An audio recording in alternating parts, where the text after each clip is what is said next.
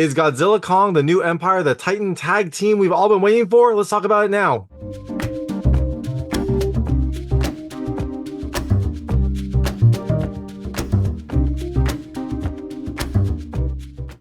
Hey everyone, it's David Stark from Watcher Pass, and I'm here to talk to you about Godzilla Kong, the new empire, which is coming to theaters on March 29th, 2024. Now, I know it says Godzilla X Kong as the title, but we've been told that the X is supposed to be silent. It's Godzilla Kong, I guess kind of like Hunter x Hunter.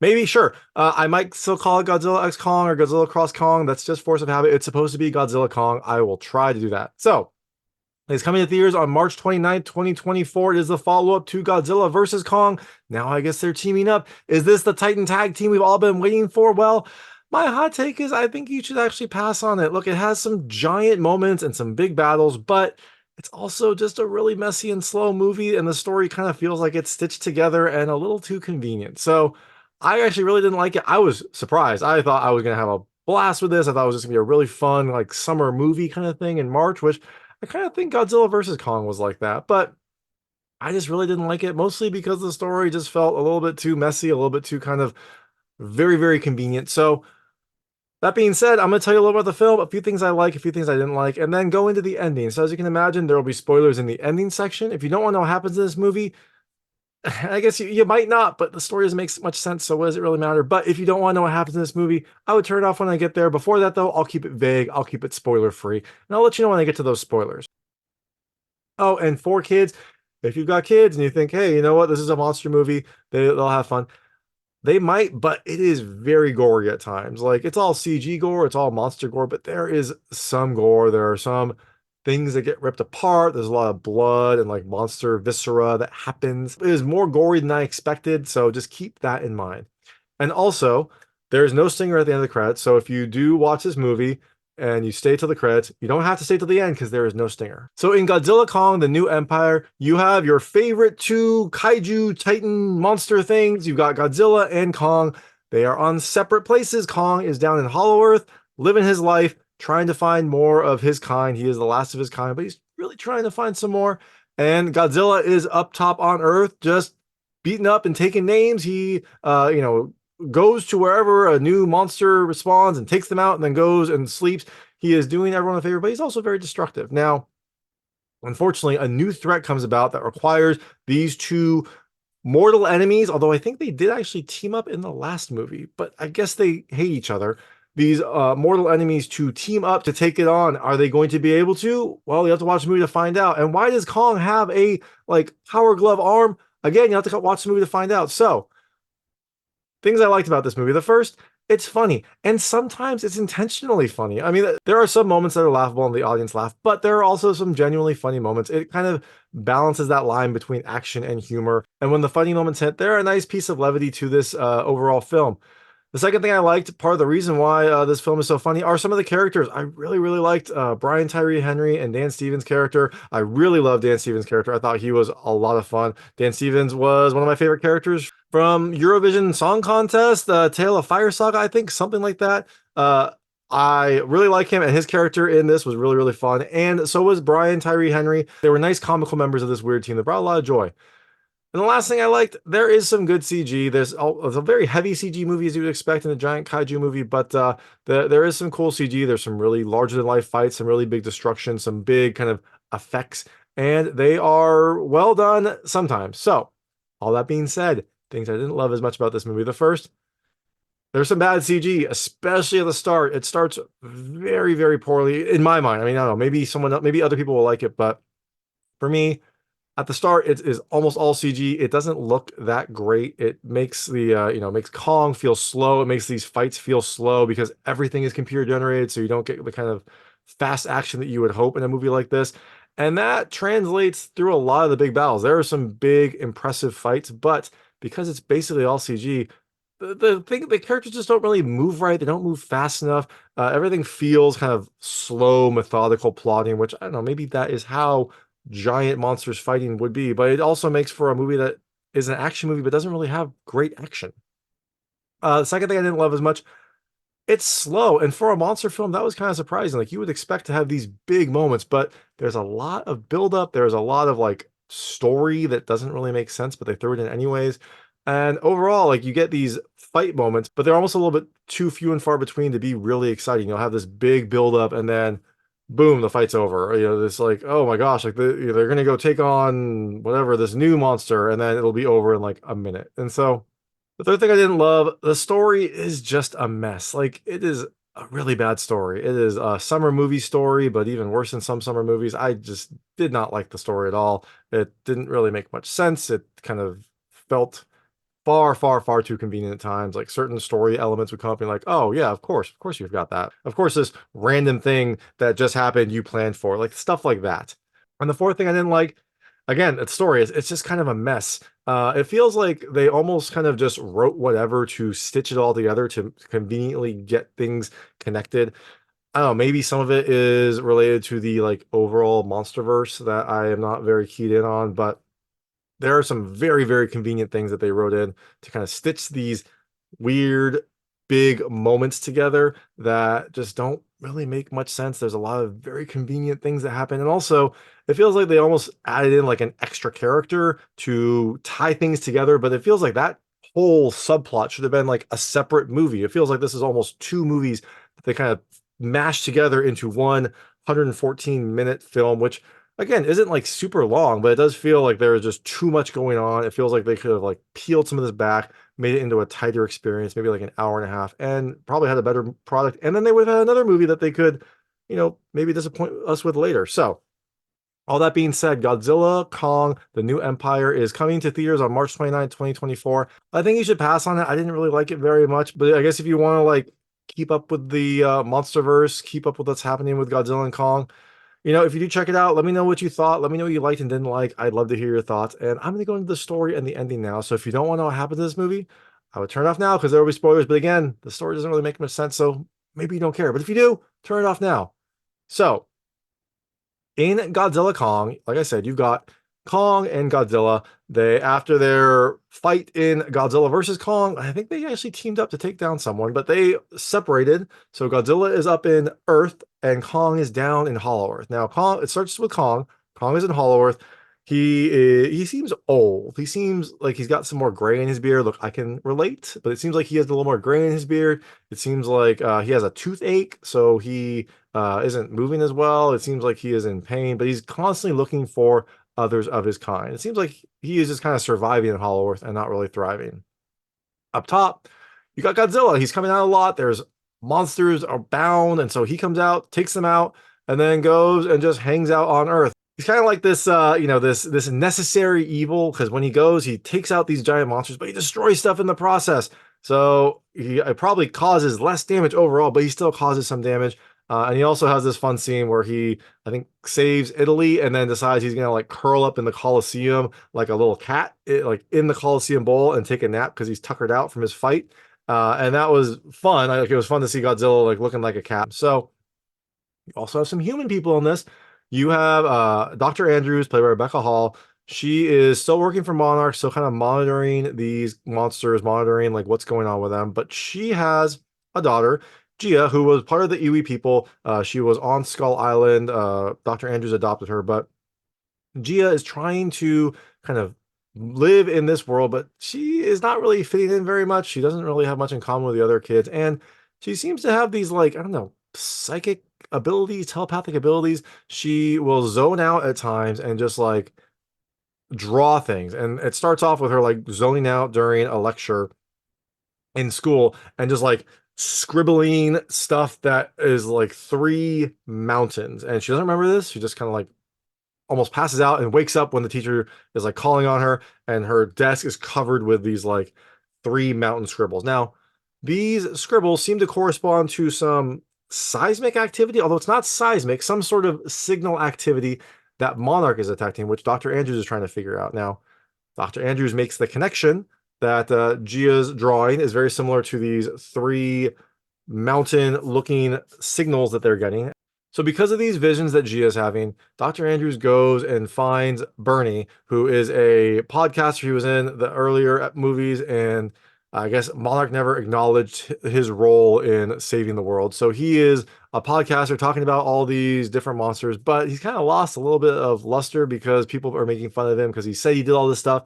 And Monarch never confirmed that. So they think he's a fraud, but he's still doing it. He still is kind of like investigating all these conspiracies. And Dr. Andrews, despite having Monarch and some amazing scientists and some amazing technology, doesn't think that they can figure out why Gia is drawing these symbols that their instruments are reading. Seems pretty obvious. She goes to Bernie because maybe he can figure it out. So she recruits him, but while they are talking, she like flew all the way to his place to find him. She gets a message like, "Oh no, like you got to come back." And so she and Bernie come back to this Monarch base, which is where Kong decides to emerge. Kong decides that now he doesn't want to be in Hollow Earth. He's going to come up to the surface.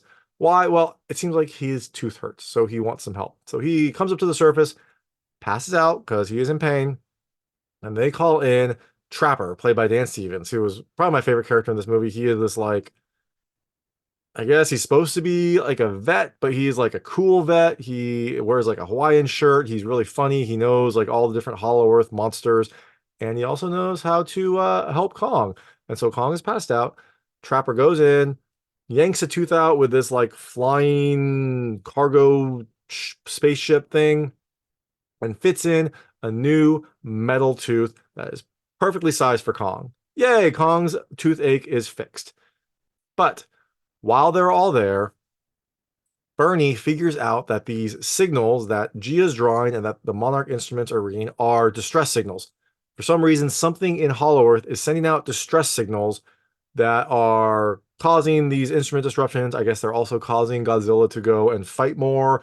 So something seems like it needs help in Hollow Earth. So what are they going to do? Well, Dr. Andrews, the podcaster Bernie, the cool vet Trapper, Gia, the child, and this old gruff soldier named Mikael, I think. They all decide to go to Hollow Earth to figure out what is causing these distress signals. So now that they're down in Hollow Earth, they find out that this outpost 1 that Monarch had set up, was destroyed. And apparently Monarch didn't know about this. I don't know, like send an email, something, send a text message, who knows? But I guess Monarch didn't know that this outpost was destroyed, but it's destroyed.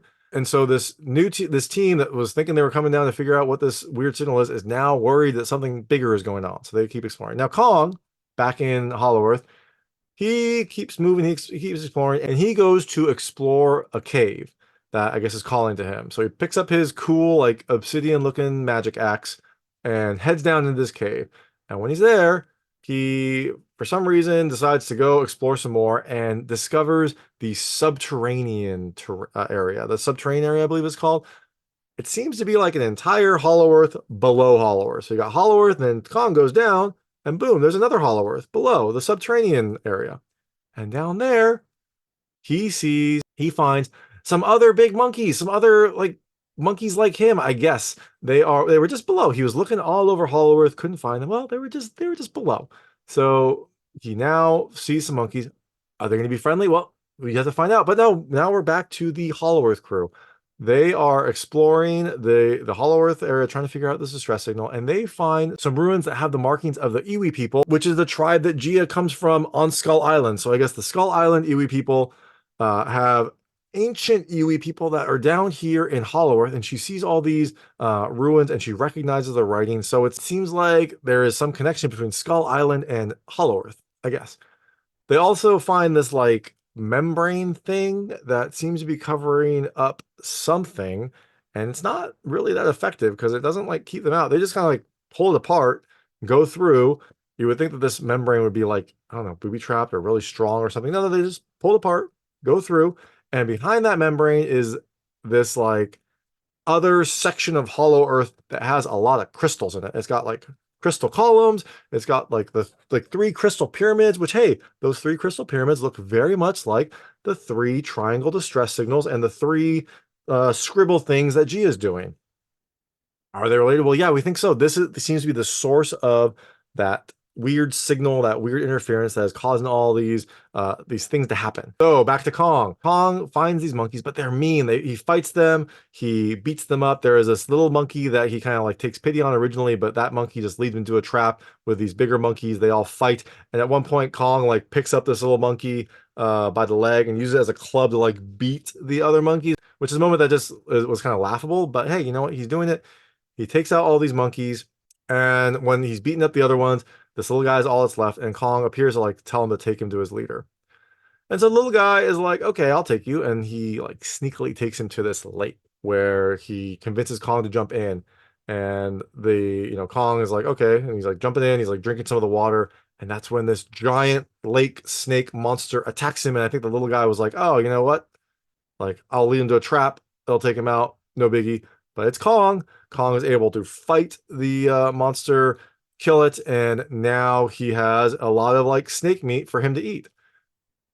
The little guy's plan failed, but Kong seems to take pity on him. Later, when Kong is like eating some of the food, the little guy is like really hungry. He's sad, and Kong like throws him a piece of the snake. And so he's eating. It seems like this is the start of their friendship, the start of their bond. He realizes that look, Kong is like actually looking out for him, even though the little guy tried to kill Kong multiple times.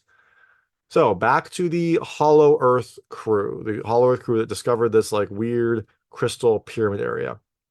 They get captured by the Iwi. Apparently, there are a bunch of Iwi down here. And so they get captured by an entire tribe of Iwi people. But while they're getting captured, it seems like Gia can like communicate with them. It seems like Gia can communicate with the Iwi people, not just because like that is her culture, but because she can communicate telepathically. Apparently, they are able to communicate telepathically. So she's able to telepathically communicate with the various Iwi people.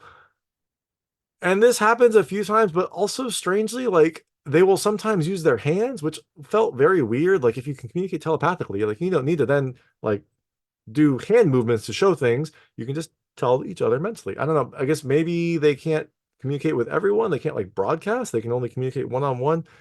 I don't know, but sometimes they talk telepathically and sometimes they end their conversations with hand movements. Because Gia is like a member of the Iwi tribe, they let the rest of the crew go. And then we find out about this old prophecy that was sketched into the walls of this pyramid that are thousands and thousands of years old. And this old prophecy tells a story of how back in the days, I guess Hollow Earth and regular Earth or top Earth, whatever you want to call it, were like two sides of the same coin. They were part of this grand ecosystem, and the monsters up top were the guardians of nature, and the Kongs were the like guardians of the people. I believe they were the guardians of the Iwi. Now, this worked out well until one of the Kongs, this evil Kong named the Scar King, tried to get the other Kongs to take out Godzilla.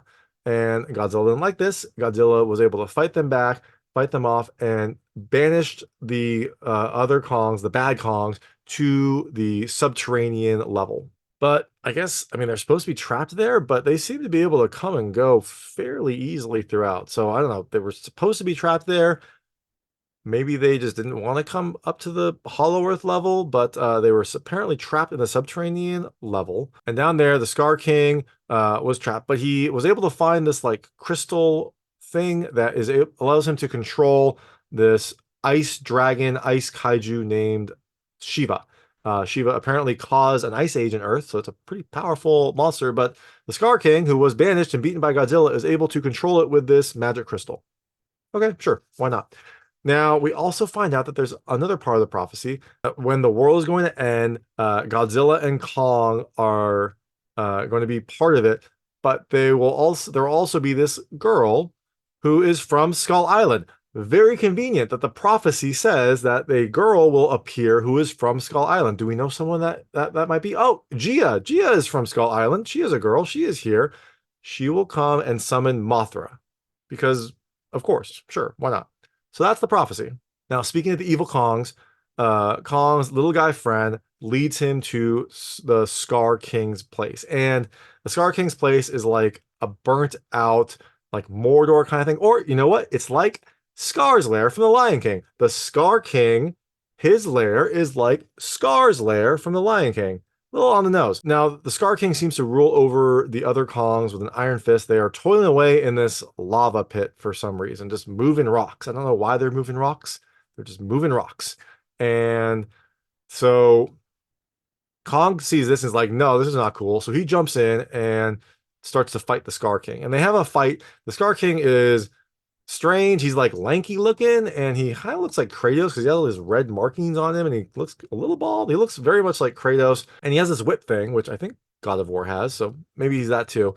But he they fight, but they seem to be holding their own. Kong gets hurt a little bit, but that's when the Scar King uses his magic crystal, calls forth Shiva, and Shiva, the like ice lizard, then turns the tide. It shoots Kong with its freezing breath. Kong blocks it with his arm, but his arm freezes, which is not good. He's able to escape, but he's really hurt. His arm has like frostbite on him. He is barely able to escape, but he does, and he runs to the Iwi people. Somehow he makes it to the Iwi people's place where everyone else is. And when he gets there, the Hollow Earth crew sees that his arm is really hurt. It's like a frostbite. He can barely move. They're like, he's not going to last very long down here with that. Well, wouldn't you know it? Trapper comes to the rescue. He says, well, what about that secret project that we had? I don't remember the name of the project, but it was some sort of project that they made to augment Kong in case he ever needed to fight super powerful monsters. And so they like were making like an exoskeleton for him. And wouldn't you know it, one of those pieces, the arm piece, I don't know if there were more pieces, they never talked about it, but at least the arm piece was taken from Big Earth down to Hollow Earth, and it was left at Outpost 1, the one that was destroyed, but the one that's right here. Sure, why not? And I guess when the Skull King destroyed Outpost 1, he didn't destroy this super special arm prototype that works for Kong. So Trapper, who is in this Iwi like special world, is like, okay, I'll go get it. So he somehow flies to get it, goes to Outpost 1, gets this gets this cargo rocket ship thing that's carrying the arm augmentation over here, drops it, and it is magically able to install itself onto Kong. And now Kong has like a robot arm that looks kind of like a power glove. Now, meanwhile, Godzilla is up north, up top. He is fighting monsters, and he goes and he fights Tiamat. Tiamat is at the North Pole. It's this dragon that has like purplish pink things on it. And so Godzilla fights Tiamat. He wins, and then he decides that he is going to go and like chill in Tiamat's lair. Kind of like when Goku went and like trained in the like super gravity chamber to increase his power. Well, Godzilla's like, I'm gonna go hang out in your lair, and Tiamat's lair is like, I guess, on one of the poles, and so there's a lot of like radioactive magnet waves, I guess, magnetic waves or things like that. There's a lot of like activity that is going to be supercharged Godzilla. So he decides to go and hang out in Tiamat's lair and supercharge. And then when he emerges, he eventually emerges, he is now supercharged Godzilla, and I guess he's 20 times more powerful, and his scales or his like bone scale things, his stegosaurus things are all pink. So back down in Hollow Earth, the Iwi realize that the Scar King is going to come with his ice monster and attack them. So they need to send Kong up to go get Godzilla. Kong goes up in one of their magic portals, and he pops up in Cairo.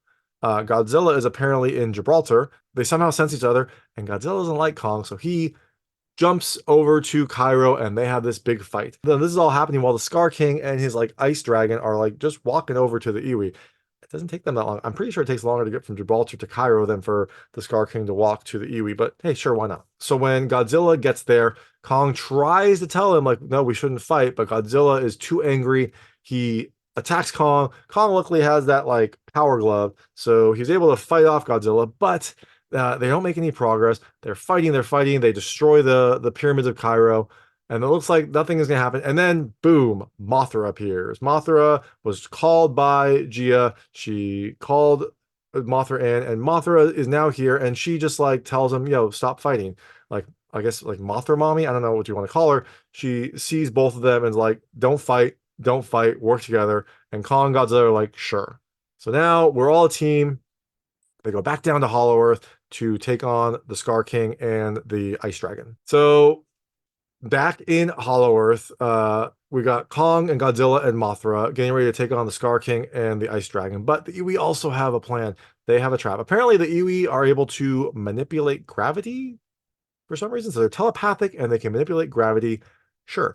And so they decide that they are going to set a trap for all these monsters when they get here, just so that they can't go back up to Earth. There are some portals that the Iwi have to get up to Earth, and so the Iwi want to stop that. So they decide that they are going to use these two pyramids that are like opposed to each other, opposite sides of the Hollow Earth, and I guess they can like manipulate the gravity to get them to get closer and closer. And if they touch, then that will cause some sort of chain reaction. If the tips of these pyramids touch, it will cause some chain reaction that will like mess with all the gravity, cause everything to like pop up. So that I guess that prevents the monsters from being able to go into the portals, and then everything will crash down. So the Iwi decide to go down into their little chamber. They pour some liquid metal into this pool, which I guess is going to cause some sort of event, some sort of like charge buildup that will then force these two pyramid tips to touch. And when they do that, there's going to be this big event. So they do this. The Scar King and Ice and Shiva show up. Godzilla and Kong are there. They fight, and eventually, even though the Scar King tries to prevent these pyramid tips from touching, eventually the tips touch, and boom, the event happens. But the monsters are still fighting, and eventually the Scar King and Shiva are able to get to a portal up to Earth.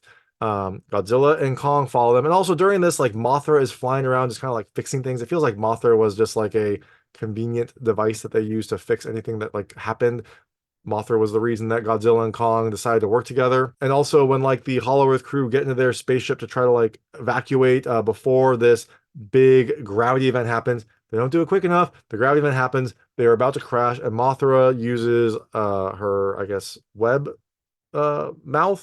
shooters, Spider-Man web shooters, to stop them from falling. Mothra also uses her Spider-Man web shooters to pin some of the evil Kongs to prevent them from fighting. Mothra just seems to be a very convenient story device. But up top, we have the big showdown. We've got the Scar King and Shiva versus Kong and Godzilla. They fight. Kong is able to use his metal power glove to block Shiva's cold breath, which I didn't really understand because the cold breath alone froze his hand and gave him severe frostbite. But with a metal piece on top, which you would think would get colder, it's able to block it. Even though his arm fills with ice, there's no damage. So they fight, and then also the Scar King is in there using his whip thing to attack. Eventually, Kong is able to get the Scar King's whip, break off the crystal, and he's trying to break the crystal, but they're all fighting. The Scar King is trying to get the crystal to control Shiva. Kong is trying to get the crystal to make sure that Shiva doesn't get controlled. And eventually, Kong's little buddy, who has been helping out here and there, he also went from Hollow Earth up to Earth. And before he did that, he grabbed Kong's axe. Kong lost his axe when he went up to the surface. So little buddy grabbed the axe, jumped up there, and when that crystal is down on the ground, the little buddy goes and just crushes it with the axe, shows up just in time, destroys the crystal. Shiva is no longer under the Scar King's control. Shiva can do what Shiva wants, and apparently Shiva wants to hurt the Scar King. So Kong picks up the Scar King with his metal hand, holds it up. Shiva freezes the Scar King with its frozen breath, and again, his metal arm doesn't feel any cold, I guess. Sure. And so Shiva freezes the Scar King, and this is when Godzilla should have then used his supercharged pink laser breath to break the Scar King up, but he doesn't. Kong just throws the Scar King on the ground. The Scar King breaks apart, gets destroyed, and then Godzilla shoots his laser pink breath up into the sky, melts all of Shiva's like ice and snow that it called, and everything's okay. So now we're all back. Everything is fine. The crisis was averted. Now Godzilla is tuckered out from this fight, so he goes back to the Coliseum and curls up like a cat. It's a fun scene. I actually like this part. I like how he just like went back to the Coliseum and claimed it as his own.